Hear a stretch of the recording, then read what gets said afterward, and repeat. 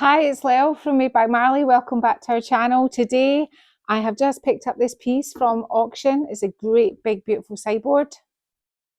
Looking good. And today the techniques which we're going to be doing are frottage. We'll get to that. Stamping, stenciling, and just because I can, some decoupage paper. So keep watching to see what I do with this.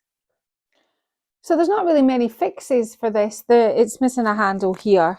Two good sized cupboards on either side, both missing shelves. I don't know whether I'll keep them like that because sometimes that height's good for higher things. Not quite sure. Two good sized drawers. The handles will be coming off. I will not be using these handles. I love the legs. It has got nice legs, and anything about legs for me is a good thing.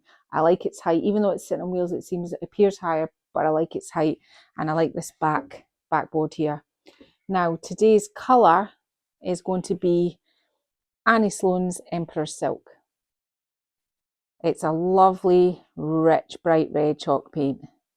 Now, the piece hasn't been cleaned yet, so I'm not going to do any strokes, but thoroughly clean your piece. This top is very slick. I might put some ESP on it just to make sure that it's not so slick, although the chalk paint, it won't matter. One coat, let it dry thoroughly.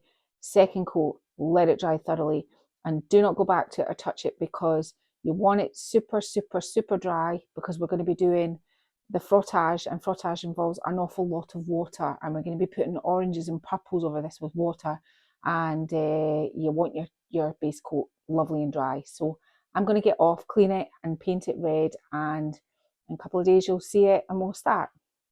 Right, this has been drying. Now I have applied 3 coats of paint to this, but what I've actually done is I've applied 3 coats in the areas heavier and 3 coats lighter.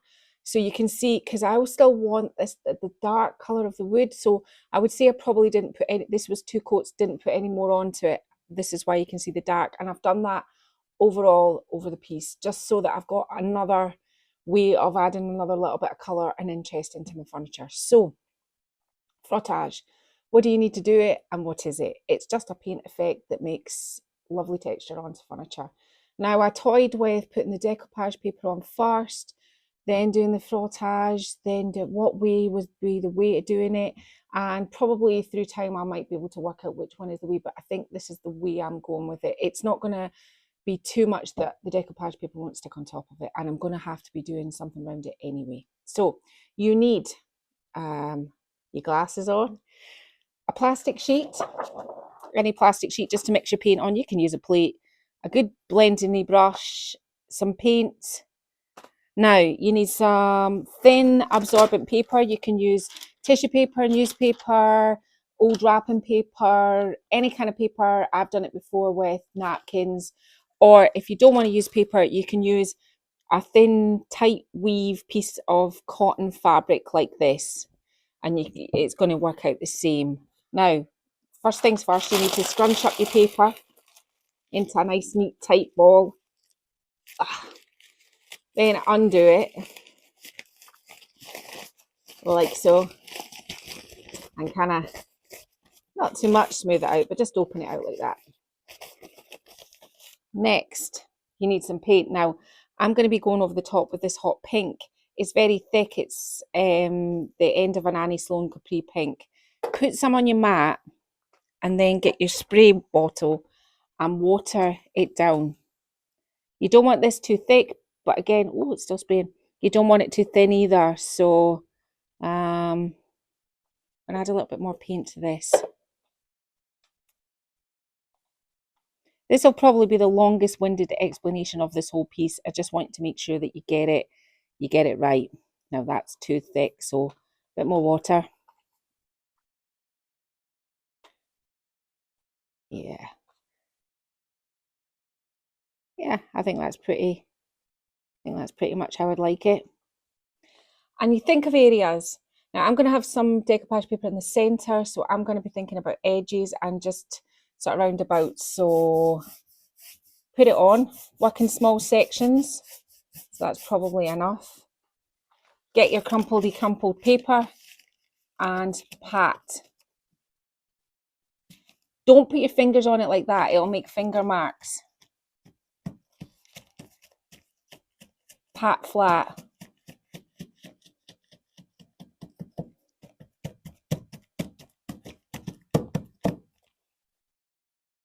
And it makes this kind of texture. Can you see it? I'm not going to be putting it everywhere. There's a wee hair there. This colour isn't the most visible colour you're going to see. I'm going to do this in layers. I'm wanting not to oversaturate my piece, in particular for me, because I'm working in the stable and it's winter now in here. So I'll do this part up here and then I'll put another colour. I'll dry it. It's got a bit dry. You need it quite moist. I'll do a part in a minute and I'll do a colour over the top of that. So let's see. I did say work in small spaces, but here I go. I've done it all over the place. So I want to work quite quickly on this.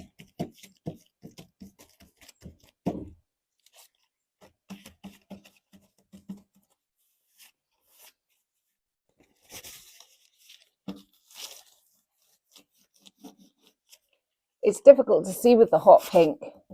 Now I'm just going to get a heat gun. I'll go off camera, quickly heat this up, and then I'll put another colour over the top, which you will be able to see much more.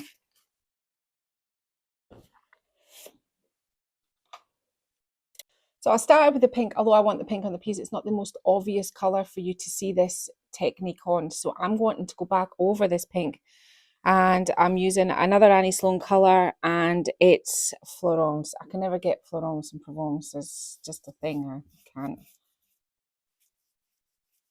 If you think it's too dry, add a little bit of water.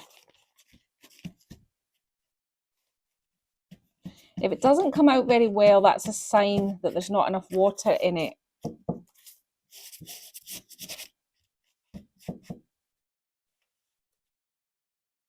I'm quite liking that, but I think it could do with, whoops, a little bit of water. Now, let's do that.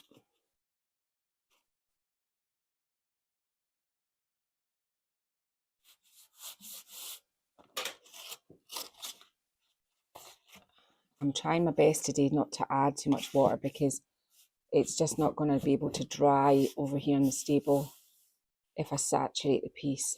So you can see what I've done underneath here, and you can see what I've done over the top, and it is a clever way, and I don't mind, to be honest with you. I like making it do a little bit of drippage, and all you need to do to get your drips, put a little bit of paint on it. Helps if you have a cloth underneath, and then just help it along with the brush, and it'll come and it'll do it itself. You can also point a heat gun down. So you're thinking this is going to be quite a labour of love, and it will be, because I want to put my pinks on, I want to put this on, and I've got a third colour, which is a sort of orangey colour, and I'll just show you that now too. Okay, so now I've got these, and I'll get Matt to do a really good close-up on here in a moment, and you'll see why I'm choosing to do this today, because the texture that it puts on is just, oh. So I'm going to do some bit of like orange here, and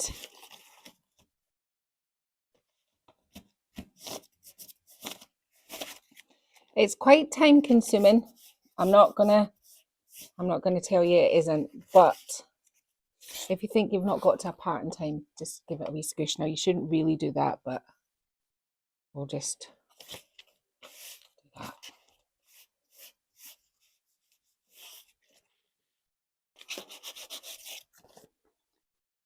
You can see all the different texture in between. You can see the pink coming through the Florence. You can see the Florence on top of the orange. You've got the orange with the pink underneath it. And this part over here is perfect. So you can see what I'm doing. There's no particular rhyme and reason to what I'm doing. I'm predominantly sticking to the edges right now, because there is going to be another colour added to this, but it's going to go around the decoupage. If I kind of show you this so you know where I'm going. So today I'm going to be using She's Not Shy, which there is an awful lot going on this. So what I want to start with is, I just want the flowers out of the centre, and they're going to be on here like this. Keep all your edges, because we're going to be going back to the edges. I'm going to be putting this on here like this, and this colour here, which is in the border, this dark purple, will be the colour that I blend this out with to make it sit. But I'm trying to incorporate as many of these sorts of colours as I can. There's your red, you've got your orange out of your kind of more of your orangey part of your flower. There's the blue, the turquoisey blue. I haven't got yellow on it yet because I'm holding back on the yellow for maybe some stamping. So this is what I'm going to do. I'm going to go across the whole piece, just picking out pieces and parts and putting texture on it.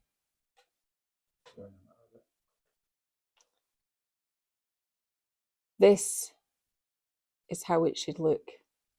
This looks fabulous. It's nice and dark in the joins and it's taken away the paint there. I've worked away across the piece. Now, I just want to show you one thing, just so you know. I've added a little bit of water here and there, and what I've done is, just to get this sort of distressed look, is I've just been rubbing it, you know, like rubbing the paper, you know, enough to just distress it back. So just a little gentle rub. So if I wanted to do this part here, for example, just a gentle rub with my paper and I can distress it back. I've done that kind of here and there on the piece, not a huge amount, probably more on the drawers, done a little bit down here on the cupboard doors. Now at the moment I'm loving this, but I can appreciate and understand it looks a little bit My Little Pony rainbow bright right now. I think it's because it's an array of colours. We will be darkening it back down. We just need all this underneath it because this is the thing that makes furniture absolutely pop. You have to have all your layers. It's quite time consuming because I've done all this front.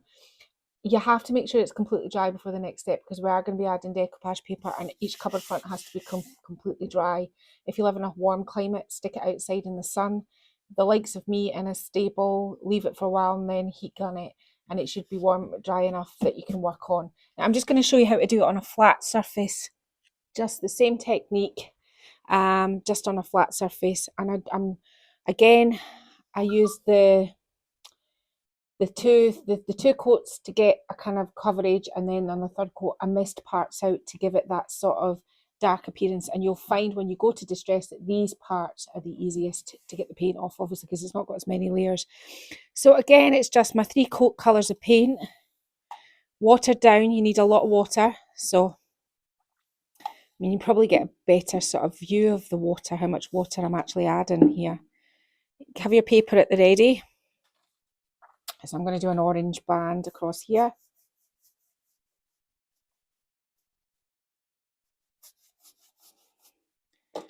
Get my paper, smooth it with my hands like this, not fingers because it'll leave finger marks.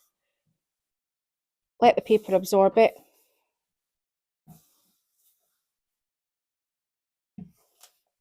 And pull it off and it should give you some amazing texture. Now, if this isn't working for you at home, it's because your paint isn't watery enough and you're not leaving enough on your piece. So say I wanted to do beside this, you can be quite cheeky on the top because it's going to have a lot longer to dry. There's not going to be as much on it. You can add a little bit of water and be a little bit cheeky. You just don't want to be saturating it. I think I touched that with my fingers there.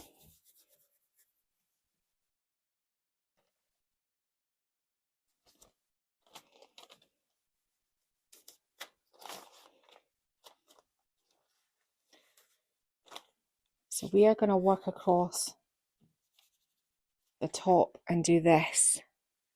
I think predominantly my wash on the top is going to be the orange with just a little bit of pink. When I start to add too much of the pink, I don't like it too much, just because the hot pinkness is a little bit kind of, even for me, a little bit a step too far.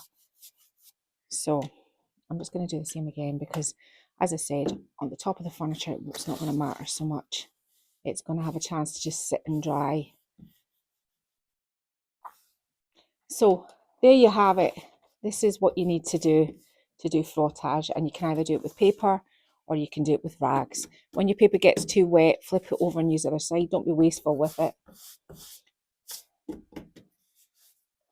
There. So this is what I'm going to do across the whole piece. Okay, so I completely changed my mind on what I was going to do. Just at the last minute, I took a completely different slant of what I was going to do, but that's okay. So what I'm going to do is I'm going to get Martin just to quickly pan over to the door I've done. So that is the door that I am now going to show you how to recreate. Okay, so ignore the one that I ripped up. It's my company. I'll just use it on something else. So a new sheet. I hope you're not doing this as I do it, or you've got a rip sheet now, but you can still probably work with it. It's fine. So new sheet. What I'm going to do is I'm going to put it on my manky floor carpet and I'm going to stamp it. So if you don't have the Bella stamp, I'm using the Bella stamp as an outline. Cut yourself a sort of shape template. This is like, I always think this shape looks quite Moroccan, but you can cut yourself your own template. So you don't need to worry whether you don't need to go, oh, well, I can't make this, I haven't got the stamp. Now ignore how grotty this is, it's because it was used for over there. And so I'm now going to go over it with the black just to get a rough idea. And when we do stamp, we're going to be cutting the inside line. The inside, not the outside, the inside line. So I've got some ink here.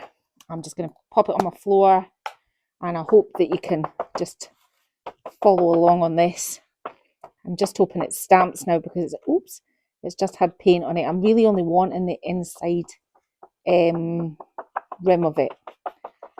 So stamp it up and I put it quite close to the edge because I want to be able to use the top part.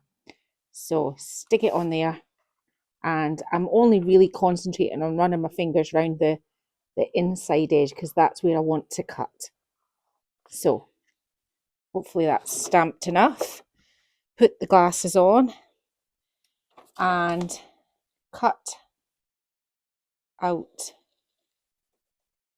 reasonably carefully the inside edge. This forms the very beginning of the design and I put that on first and built over the top of it. Now this goes against all the things that I say to do with the decoupage paper. However, there will be a slight step off, but we can work with sealer to take it up to the edge and level it all out on our furniture. So cutting that edge off. Sorry if this is a little bit boring. I'll try and hurry it up.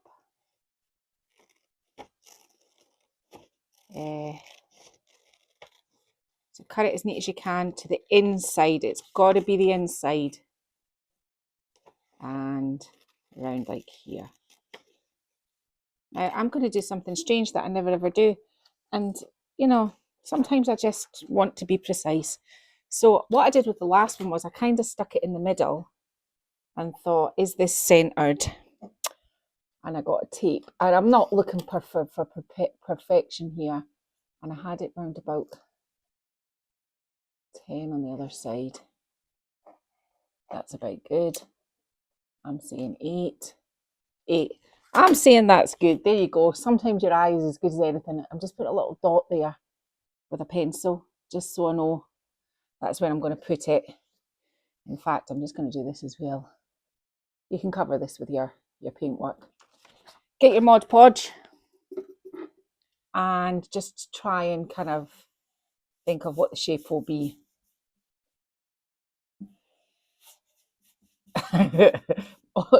Obviously, I'm not saying anything about that. I didn't say this part would be good. So there we go. I'm kind of over egging it there just to make sure that I get it right up to the edges. Voila, nice and smooth. You don't want any crumples. And measuring up with my little tot. Now I'm doing this really quickly. When I did the other side, I was like very slow and meticulous. So if at the end this side's a bit wonky, then I'll be blaming everybody at home because all you viewers, because I'll be saying I rushed. So make sure there's not any wrinkles or anything. Goes on smooth as smooth. Even with all the frottage underneath the decoupage paper smooth.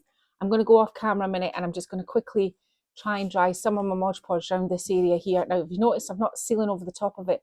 The more I do that, that's adding more layers. The ink here will repel anything that we're going to do anything right now on top of the decoupage paper. So I'm not putting any more layers onto this because we're going to have to try and meet this with our lacquer. You know, so when we lacquer around it, we're going to lacquer once round onto the piece, and then we're going to lacquer around it again any pieces we put on like this, and then our third one's going to go over the top so that we don't get that step off, or we try and have a very little step off. Anyway, I'll go and dry this, be back in 1 minute. So next I took this sort of Moroccan tile sort of stencil in a, this is called Elizabeth Purple, and this is the colour that I'm using.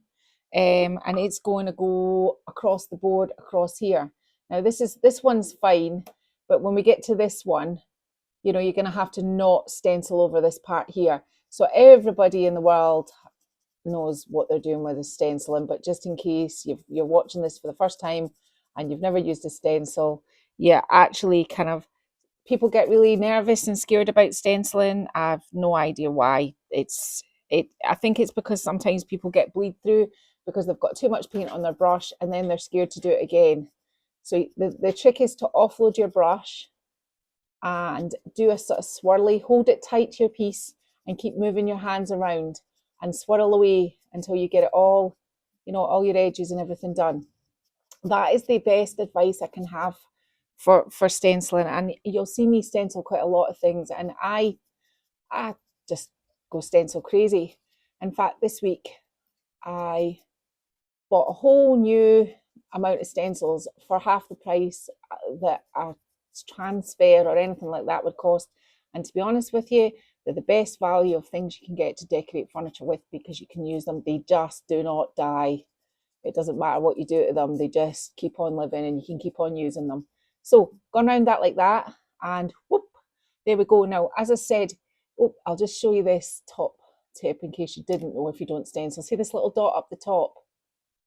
You don't want to be doing this one because it's on the piece down the bottom, it's on the pattern.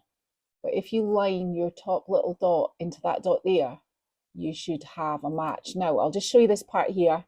You're not doing the design, so you're going past that, up round it like that with your stencil, so that you miss it, because you don't want to be going over your design. Now, I'm going to be able to match this back up in a minute. I'm just going to take it off and show you, don't worry about it. I'll just do this part here. So I'll do the rest in a minute, but I haven't gone on the, well, there's a little tiny bit there, but I haven't gone on the design. I've stopped all the way around.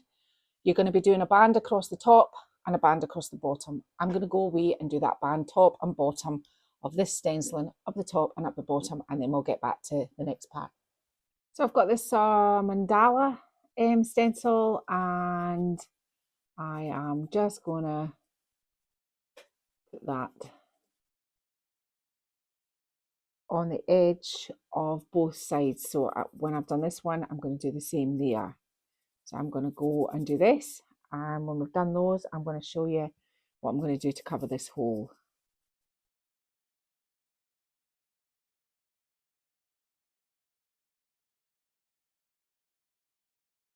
I've stopped. So this is the other side, and I'm just filling up all of my negative spaces, making it look, you know, well, some would say quite busy. There we go.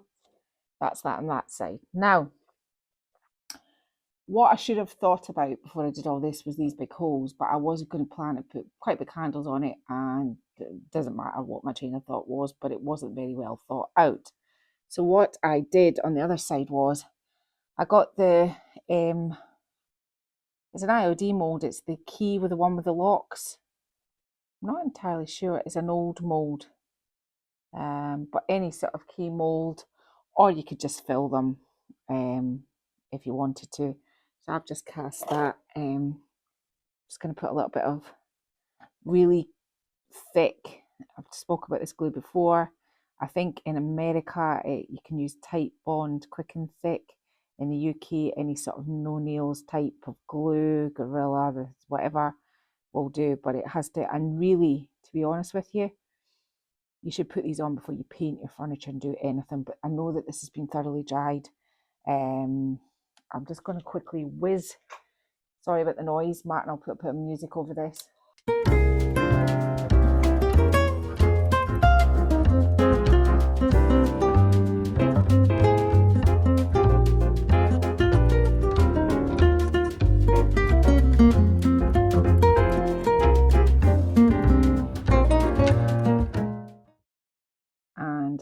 just going to pretty much where I put it on the opposite side, right on the edge, and I covered.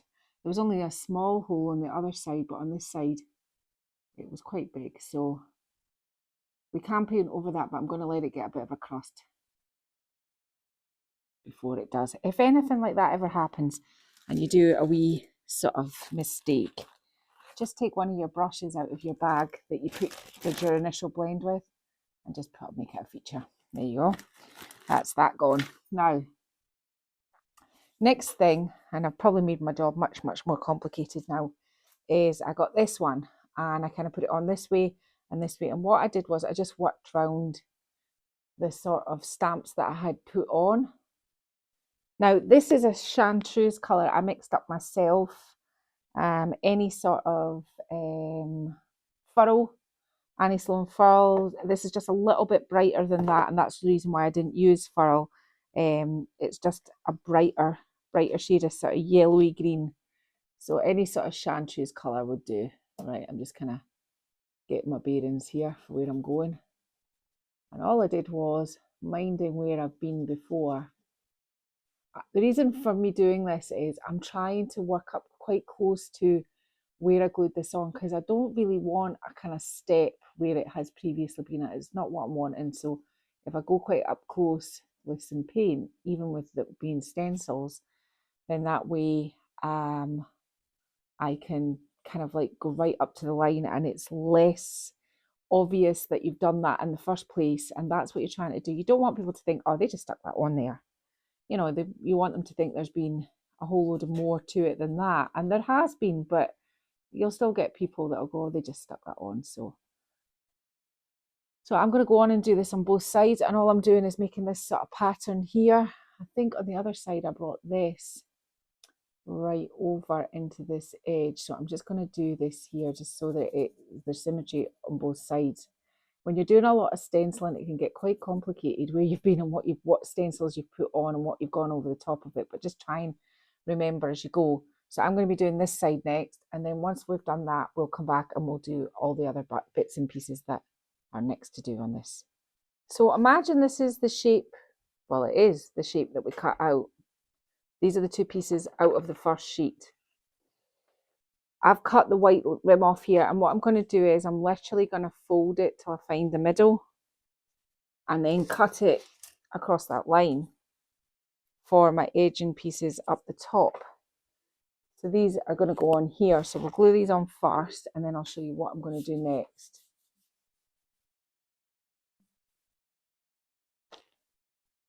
Now don't have these right up too close to the thing at the top of your cupboard, because they are the things that are likely to pull off, and make sure that you've gone right over them like that. And make sure they're not sticking. That's one of the things that will catch. That's one side on. And I'm at a funny angle today. It's just so that you can see, but it's not the best. I finished filming a minute ago. Mark went, that lock's not straight. I think I could do with a little bit more glue on that. Just need to make sure that it's not right on the edge of anything, because you don't want those pulling off your furniture. And through time, with wear and tear, you need to make sure that you seal these really well. I can see I've missed a bit up here with glue, and that won't do. There we go. So that's that on. Now, how do you work out the bottom piece? I just kind of sized it up by looking at here. So I reckon probably about here is where I have to cut. And that's as simple as I did it. I didn't kind of labour on the whole concept too much. So I'm thinking about here. I had a wider part at the bottom than I did at the top part. So same thing.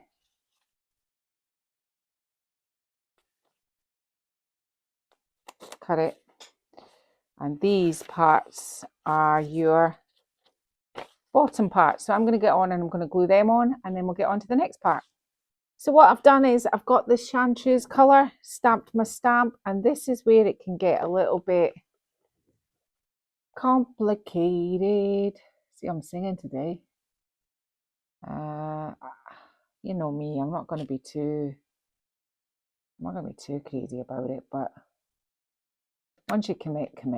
Don't worry about it. If it's all or nothing, Martin. If it's a little bit off, people will say, "Oh, look at that! It's all hand painted and beautiful," or they might say, "That's a mess." I don't know. It depends on what school you come from.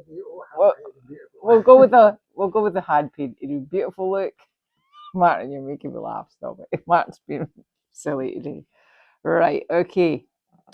I think that's enough squeezing around there in the hope that it's all okay. I never like taking these off in camera. Whoop, right? Perfect.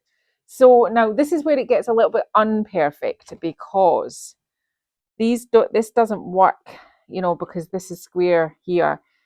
But the next place we're going to is this side here, and we're just going to, and I don't worry because it's not perfect. It doesn't fill the see, I'm talking.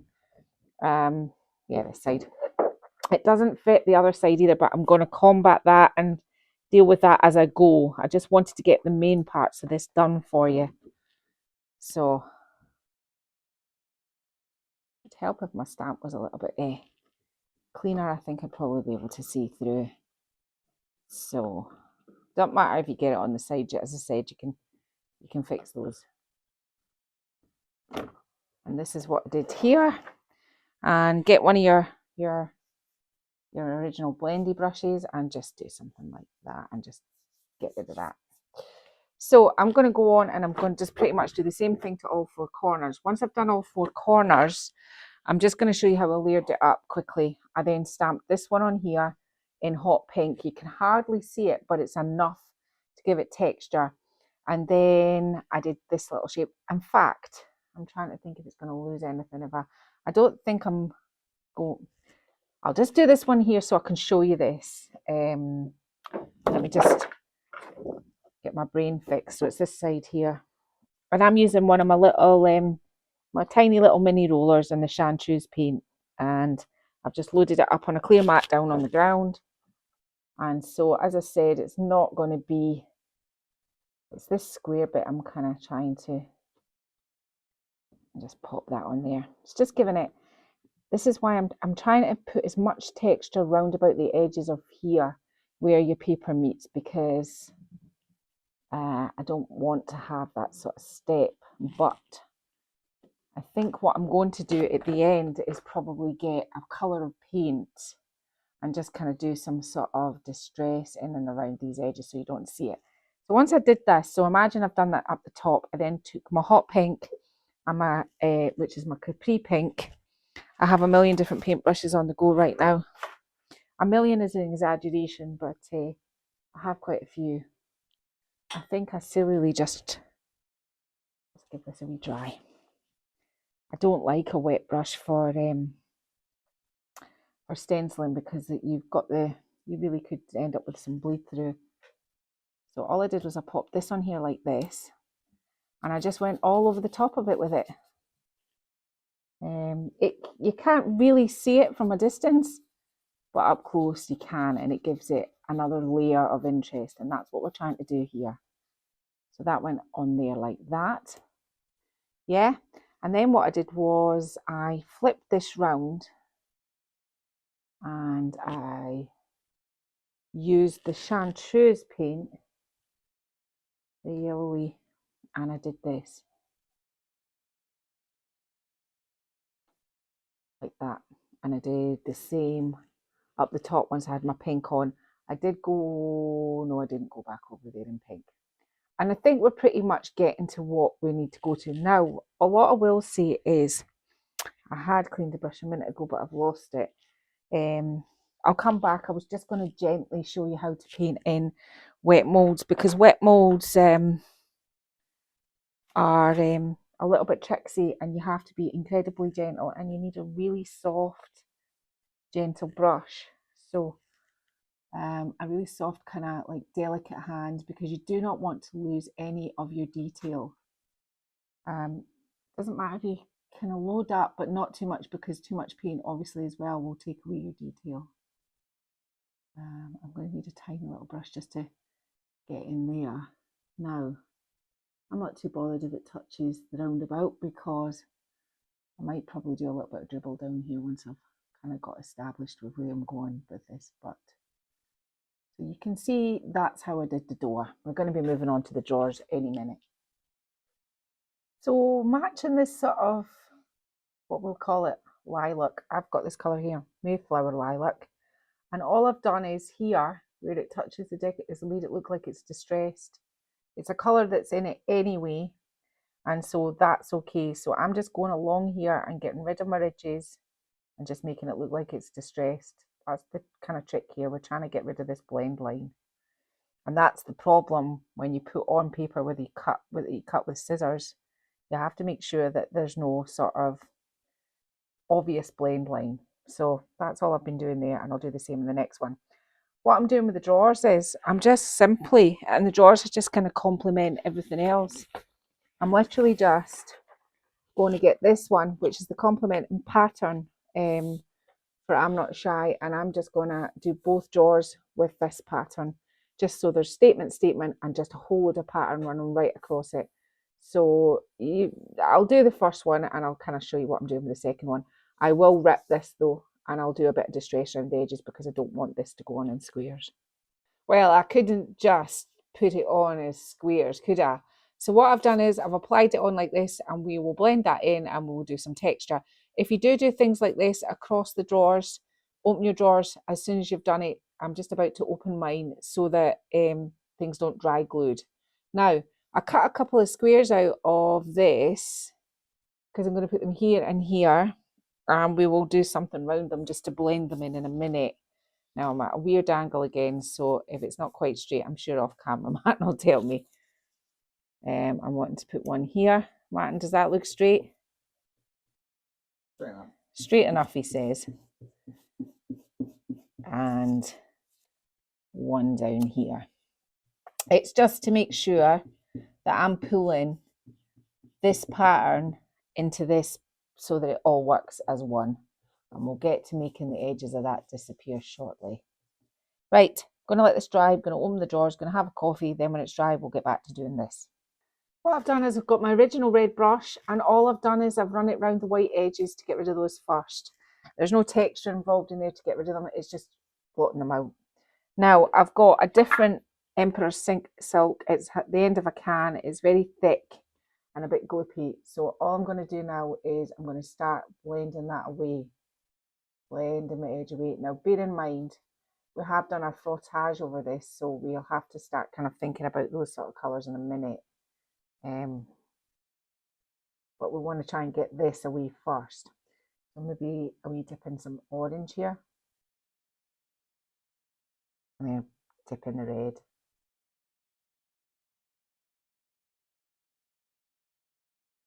Bring it down. I don't want it too orangey, so I'm going to bring some of this up here because it's a little bit too orangey. And what you're doing is you're just kind of like making it all. I'll go back over that with the florons in a minute when this dries and put that texture back in. Quite like that bright. Now I see it. I quite like that orange. I think I might do another sort of patch up here. Yeah. And this part here. And all we're doing really is we're just making it look, by bringing this thicker paint up to the edges, you're blending it up into it.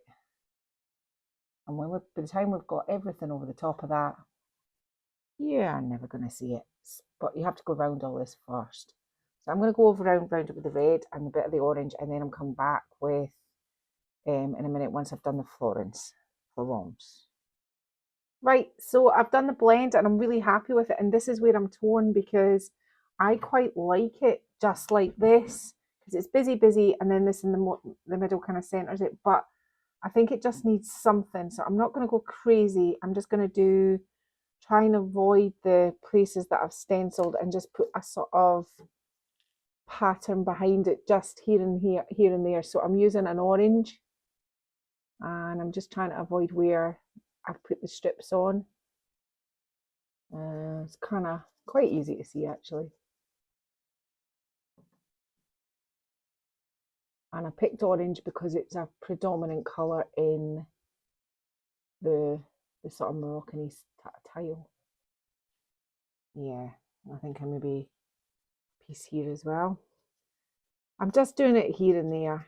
I'm not, I just feel it doesn't need too much on this, and it's just a kind of give it a bit of movement, but not too much. I think that there's so much going on in the cupboards, that the cupboard fronts of this sideboard, that I don't think it needs much more else than that. And I'm just using just an ordinary paintbrush. I don't really have, I do have stencil brushes, I've got nice ones, but I don't use them. Right, yeah, and maybe a part as if it's coming down off here. So I'm going to get on and do that. And to be honest with you, this ripped area, I'm just going to rip some more and put it up on that top part. I'm going to glue it on, and we'll get to the blending up there, because it's just the same as what you've seen here. You're not seeing anything different, and I'll do that. And then it'll be sealing, handles, all the usual jazz. I had these two corner pieces left, and what I did was I've already applied this one, but I just want to show you how easy it is with our papers to do things like this. So this is the shape.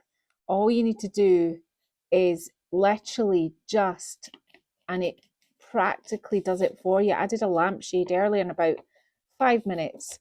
Just push it on like that. Make sure you give it a really good push down to your shape. Turn your shape over, and literally you're just cutting out your shape. And I had the two corners, and I thought, I'm just going to put them in there. Obviously you need some Mod Podge. I don't know what that is, that brush. Make sure you put plenty on, because you're going into edges. And down a bit so it fits.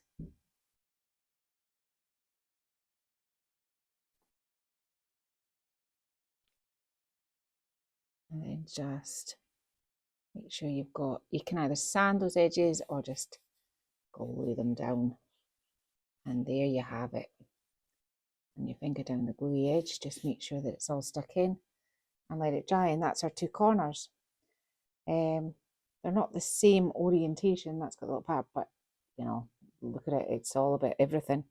So let's just stop here, and I'll talk about the top. Top was done exactly the same way as I showed you on my drawers. I just ripped it up and applied it with my Mod Podge, let it dry, and then what I did was I just blended the colours round about it to make it look like it's kind of distressed. There's been bits worn away and things like that. I used what I had left, so there was some of the main pattern and some of the sort of tile pattern, and I just blended them along. Now the next thing I'm going to do is I'm going to seal this bad boy, and we'll get the handles on it. I've applied handles, lovely big ceramic handles, and they have sort of blue edges, and when Martin does the kind of run over it with the camera, I'll get him to kind of take a side angle of that, which gives a bit of interest from the side. What did we do today? 2 good coats of paint, let it dry completely. Then we did frottage. Frottage is not blending. Frottage is using watery paint and paper or newsprint or fabric to put a mottled appearance, a very muted appearance, using different colours over your paintwork. We did that. We applied I'm Not Shy, which is my own decoupage paper made by Marley decoupage paper, to the fronts. Here we cut it up and used it as a design and stamped around it. On the drawers, I just ripped it up and blended up to the edges. It's had 2 good coats of sealer, and it's done for today, and it's all been staged out. I'm really happy with this one. It's a big sideboard. It would make a beautiful statement in a lovely big, you know, entryway. You know, that would be nice. So thank you for everybody who watches Made by Marley. Thank you so much. Thank you for all the lovely comments. Thank you for all the likes. Thanks for all the new followers. If you're considering subscribing, please do. We do lots of furniture reimagining each week, a lot of furniture art. Push the bell notification so you're notified when we release a new video. And apart from that, that's me for today. Thank you.